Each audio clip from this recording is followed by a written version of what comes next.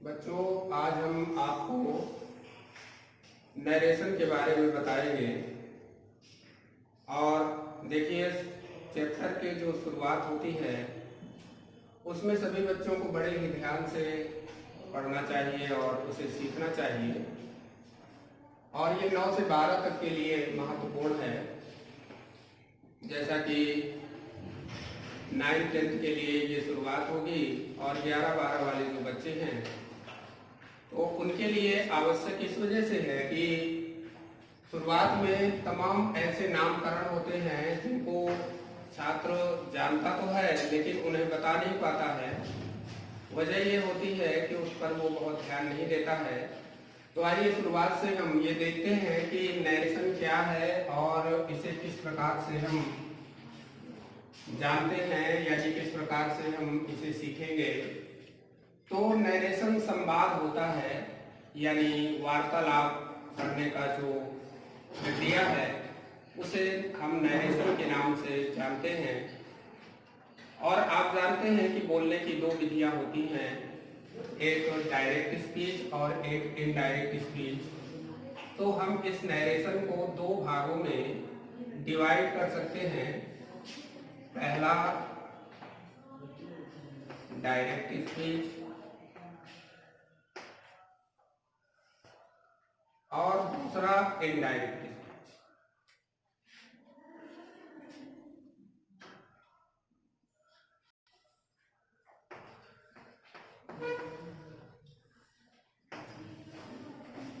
Direct speech क्या होती है? जब वक्ता के कथन को हम ज्यों का त्यों लिख देते हैं तो वो डायरेक्ट स्पीच होती है। और वक्ता के कथन के भाव को समझकर जब उसे अपने शब्दों में लिखते हैं तो वो इनडायरेक्ट स्पीच कहलाता है। अब एक उदाहरण लेते हैं, जैसे कि कह दिया जाए he said comma inverted comma I will give you a book, inverted comma close. तो सबसे पहले इसके देखिए पार्ट देखिए, ये डायरेक्ट स्पीच है और हमें कैसे मालूम हुआ? इसमें 2 पार्ट हैं। पहला पार्ट है इन्वर्टेड कामा से बाहर वाला, यानी जो कामा से अलग हो जाता है, और दूसरा पार्ट होता है इन्वर्टेड कामा के अंदर का पार्ट होता है। तो इसे, इस पूरे पार्ट को हम क्या कहते हैं और इस पूरे पार्ट को क्या कहते हैं? इसे कहते हैं रिपोर्टिंग क्लास।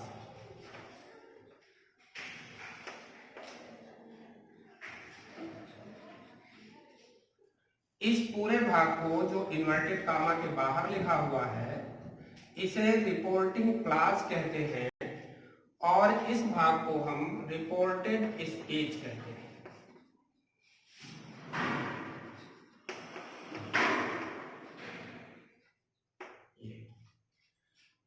इसमें वक्ता के द्वारा कहा गया जो कथन होता है उसकी जो वर्ब होती है वो होती है, और जो एग्जैक्ट वर्ड होते हैं स्पीकर के वो इन्वर्टेड कामा के अंदर वाले भाग में होते हैं। यानी ये स्पीकर का स्टेटमेंट होता है, यानी exact word of speaker is called reported speech. It is put on in double inverted comma. तो ये आपकी रिपोर्टेड स्पीच हो गई और ये रिपोर्टिंग क्लास हो गया। इसके बाद हम इसके पार्ट कर लेते हैं। इसमें क्या क्या है? एक शब्द ये है जिसे हम सब्जेक्ट बोलते हैं, दूसरा वर्ब का होता है, इसे हम रिपोर्टिंग वर्ब बोलते हैं। क्या कहते हैं? Reporting verb. इसके बाद इधर यदि कोई दूसरा शब्द आता है, नाउन या प्रोनाउन, तो उसे हम ऑब्जेक्ट कहते हैं जो यहाँ पर नहीं आया है। फिर रिपोर्टेड स्पीच में चलते हैं। रिपोर्टेड स्पीच में आपका ये प्रोनाउन होता है, वर्ब होती है, और इस तरह से ये पूरा उसका स्टेटमेंट होता है। इसमें हमें केवल एक चीज को ध्यान रखना होता है, इसके प्रोनाउंस और टेंस का विशेष ध्यान रखा जाता है। इसके पार्ट से हमें बहुत ज्यादा लेना देना नहीं होता है, इस वजह से कि हमें डायरेक्ट से इनडायरेक्ट स्पीच में बदलना हो या इनडायरेक्ट से डायरेक्ट स्पीच में बदलना हो, तो केवल दो ही बातें इसमें ध्यान रखनी होती हैं, और वो है इनके प्रोनाउन और टेंस इत्यादि। तो आइए चलते हैं हम किस प्रकार से इसे डायरेक्ट स्पीच से इनडायरेक्ट स्पीच में परिवर्तित करेंगे। तो सबसे पहले इसी को देखते हैं और इसको क्या शुरुआत से लेते हैं, क्योंकि ये मान लीजिए उदाहरण है he says comma inverted comma I shall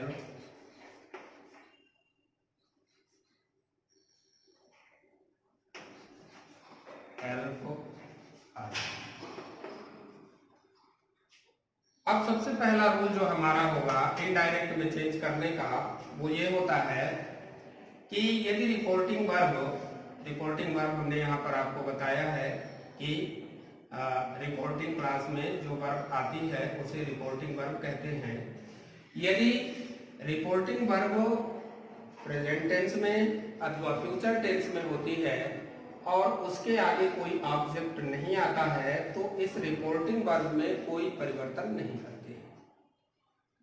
नियम समझ में आ गया। यदि रिपोर्टिंग वर्ब प्रेजेंट टेंस या फ्यूचर टेंस, प्रेजेंट टेंस में यदि होगी तो से या सेज के रूप में होती है, और यदि फ्यूचर में होगी तो विल से या शैल से के रूप में आती है। तो यदि इन रूपों में वर्ब यहाँ आती है और इसके आगे कोई ऑब्जेक्ट नहीं आता है, तो इस रिपोर्टिंग वर्ब में किसी प्रकार का परिवर्तन नहीं करते हैं। यानी इसका जब इनडायरेक्ट हम बनाएंगे ये, तो सीधे इसे इसी तरह से रख देंगे। इसके बाद इन्वर्टेड कामा और कामा हटाने के लिए हम दैट का प्रयोग करते हैं। यानी रिपोर्टिंग क्लास और रिपोर्टेड स्पीच दोनों को जोड़ने के लिए दैट का प्रयोग करते हैं साधारण वाक्यों में, और हमने यहाँ दैट लगा दिया। इसके बाद ये आपका आई प्रोनाउन है और फर्स्ट पर्सन का प्रोनाउन है, सब्जेक्ट के अनुसार बदल जाएगा और ये ही हो जाएगा। ही के अनुसार आपकी वर्ब जो शैल है वो विल हो जाएगी और हेल्प हर। अब इसमें दो तीन चीजें आपने देखा। एक तो ये देखा कि ये ही कैसे हो गया, और दूसरा ये देखा आपने यहाँ पर शैल था, यहाँ पर विल हो गया। तो हम आपको कुछ ऐसे रूल्स बता देते हैं जो चेंजिंग में काम आते हैं। सबसे पहले प्रोनाउन चेंज कैसे होते हैं उसका रूल है, फर्स्ट पर्सन का प्रोनाउन सब्जेक्ट के अनुसार बदल जाता है, सेकेंड पर्सन का प्रोनाउन ऑब्जेक्ट के अनुसार बदल जाता है, और थर्ड पर्सन के प्रोनाउन में किसी प्रकार का परिवर्तन नहीं होता है।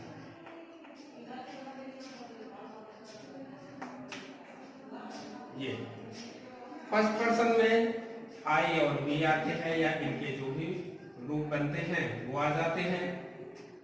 सेकेंड पर्सन में यू आता है, और जितने अन्य दूसरे पर्सनल प्रोनाउन हैं वो सब थर्ड पर्सन में आ जाते हैं इनको छोड़ करके।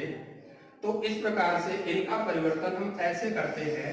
तो यहाँ पर आपने देखा कि ये आई है, तो आई फर्स्ट पर्सन का प्रोनाउन है, सब्जेक्ट के अनुसार चेंज हो गया और ही हो गया। रिपोर्टेड स्पीच के टेंस में परिवर्तन बिल्कुल नहीं करते हैं। मैंने आपको बताया कि यदि रिपोर्टिंग वर्ब प्रेजेंट टेंस या फ्यूचर टेंस में हो, तो रिपोर्टेड स्पीच के टेंस में किसी प्रकार का कोई परिवर्तन नहीं होता है। हम इसे उसी टेंस में लिख देते हैं। जैसे डैट से हमने जोड़ा, ही रखा और ही के बाद विल हेल्प हर, इसमें किसी प्रकार का कोई टेंस परिवर्तन नहीं हुआ। केवल यहाँ सेल था, यहाँ विल कर दिया गया। तो ये रूल आप जानते हैं कि आई वी के साथ सेल का प्रयोग करते हैं, और यहाँ पर आपका सब्जेक्ट जब बदल करके ही हो गया तो उसके साथ विल का प्रयोग हमने किया है। तो इस प्रकार से ये इनडायरेक्ट स्पीच बन गया। आइए दूसरा उदाहरण लेते हैं।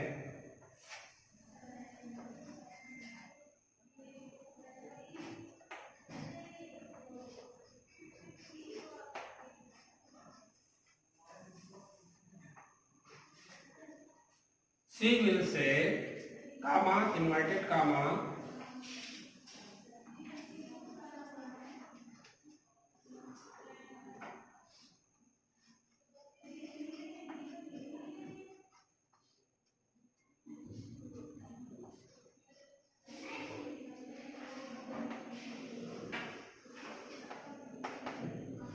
he cannot buy a book।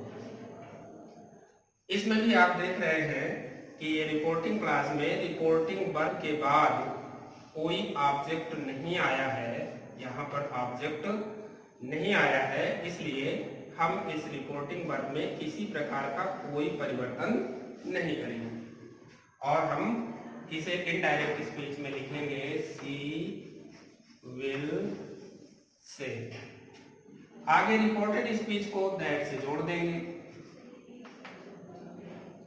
Third person का प्रोनाउन है, कोई परिवर्तन नहीं होगा, टेंस परिवर्तन होगा नहीं, और इस वाक्य को हम इसी तरह लिखेंगे।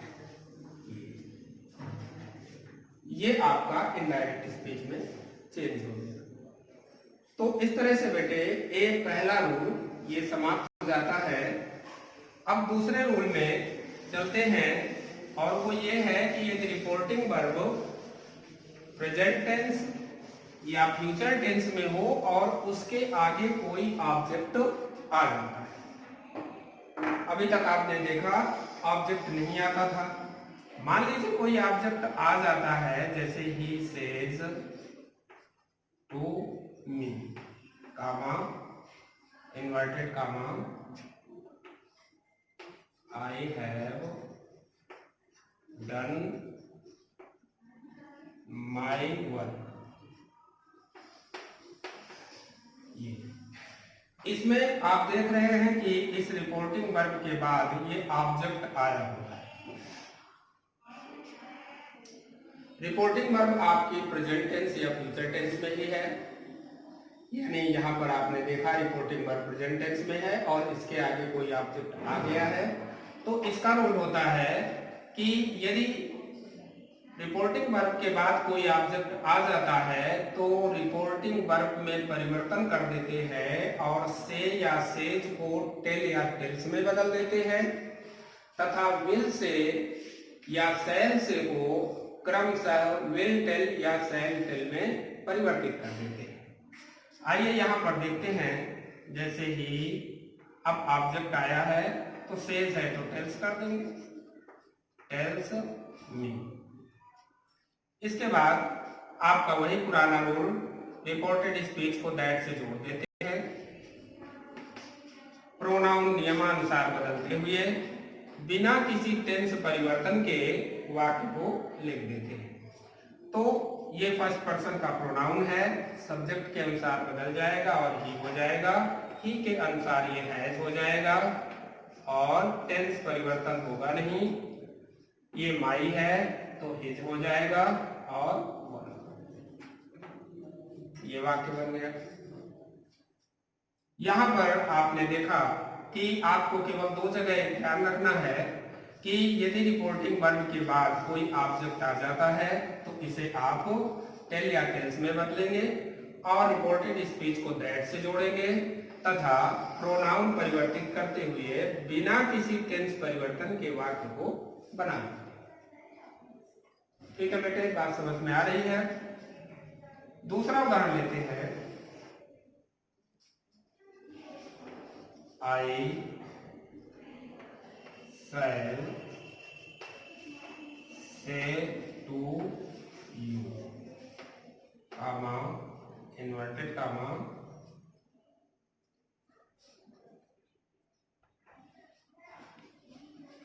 they are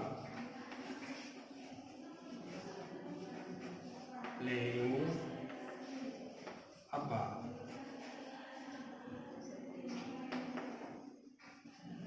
ये वाक्य है। इसे इनडायरेक्ट में जब हम परिवर्तित करेंगे तो लिखेंगे आई शैल,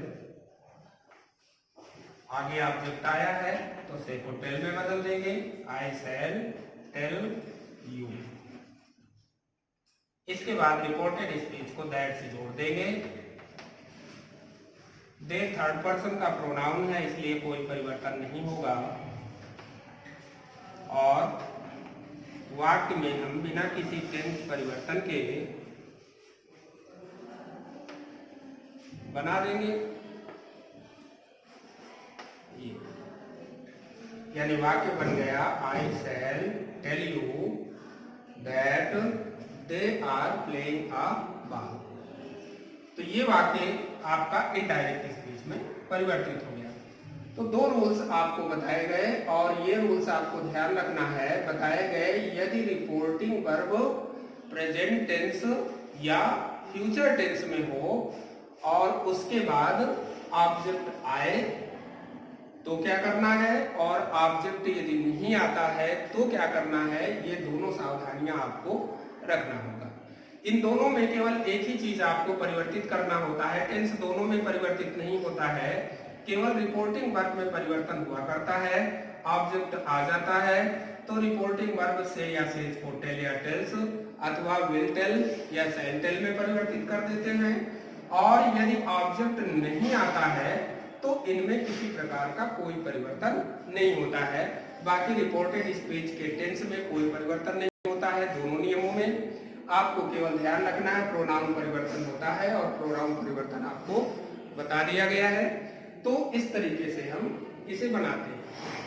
अब इसके बाद इससे संबंधित जो भी एक्सरसाइज है आप पहले उन्हीं एक्सरसाइज को करिएगा जिसमें रिपोर्टिंग वर्ब प्रेजेंट टेंस या फ्यूचर टेंस में है। ऐसी एक्सरसाइज आप करिएगा। यदि कहीं कोई समस्या आती है तो आप पूछिएगा और उसका समाधान हम आपको वीडियो के माध्यम से उपलब्ध कराएंगे। Thank you.